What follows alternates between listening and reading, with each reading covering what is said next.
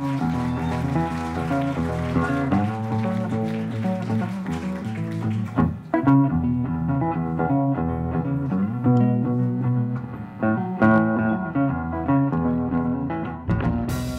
hi, Jordan.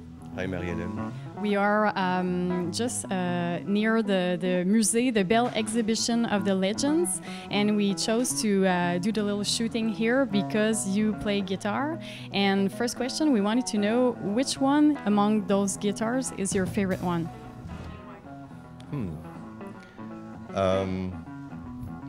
Well, I flashed on that one because I really like Gibson acoustics.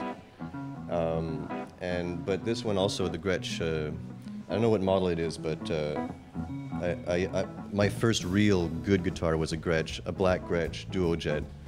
So I'd say maybe that's my favorite for now anyway. But yeah, Gretches are particular. They have their own sound, their own style, and they make you play a certain way. And I miss the one that I used to have. I should never have sold it. Like a first sweetheart, you miss her? Yeah, definitely. So, were you always a guitarist? How did you choose this instrument? I played other instruments before, but there was a guitar in the house, and so eventually I thought I should try to play guitar. And around the same time, I started listening to Led Zeppelin, and they quickly became my favorite band. And then I discovered that Led Zeppelin's influences were all these blues artists, and so then it all kind of happened at the same time that I was starting to play guitar, discovering the blues, and then I ended up in my first bands and I got an electric guitar, and that just really took over my whole life. It was the combination of starting to play guitar and discovering the blues, and it's like a passion that never really ended.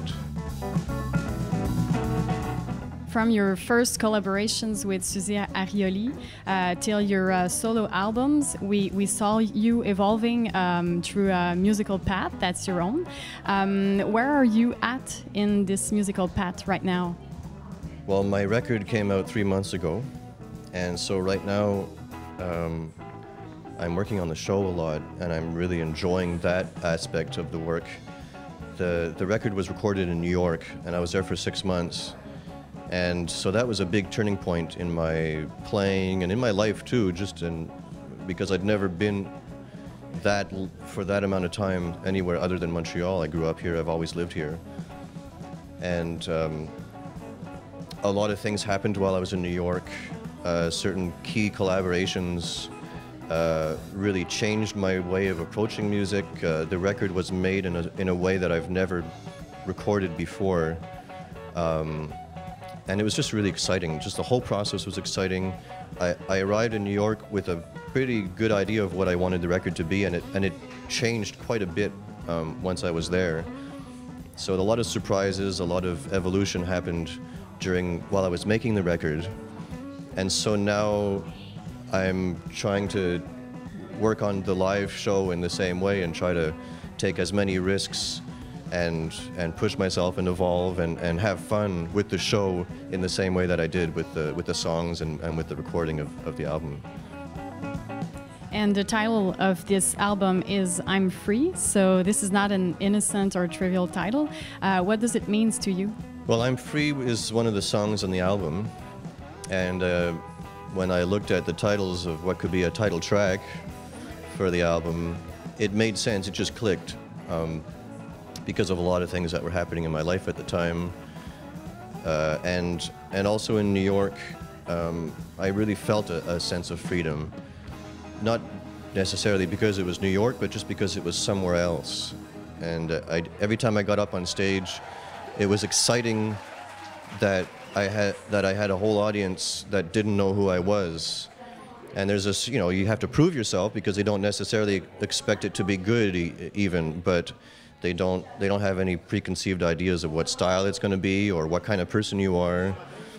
So it was fun to feel that I could just decide in that moment who I wanted to be, and in the end I really felt like it just made me be even more myself, like who I am right now, because I was free to just decide on the spot how I wanted to perform the songs, how I wanted to relate with the audience, and I enjoyed that feeling a lot.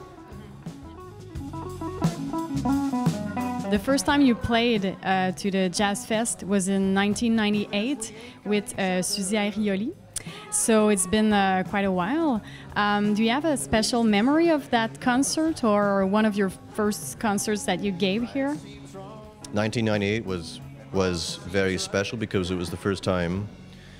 And with Suzy Arioli, we didn't have a record out yet. We had a cassette that we sent to the festival, and they booked us. They liked it. We had a beautiful night playing outdoors. And then the next day we got a call to open for Ray Charles. And all of a sudden people were writing about us. And that was really the real start of our professional career.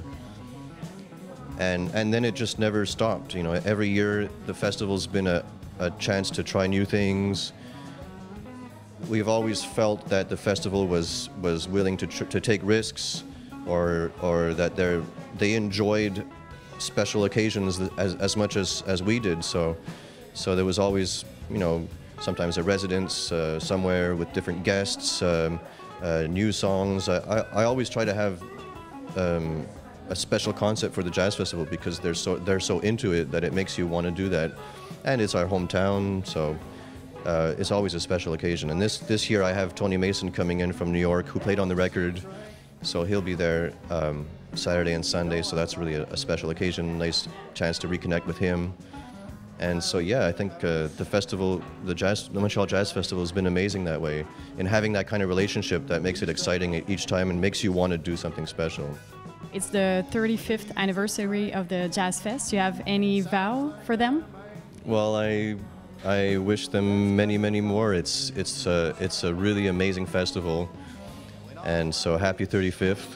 And yeah, I grew up with the Jazz Festival. Every summer I would, you know, when I would talk about being in my first bands and discovering the blues, the day that the program would come out for the free shows, I'd be at the Spectrum to get the program, and I'd be on the site every day of the festival, and it was just always exciting. Even before playing the festival, it was an exciting time for me as a music lover and a musician. So yeah, thanks. Thanks for your time, and we wish you a great concert. So 3 nights at the Savoy, at the Metropolis. So thank you so much. Thank you.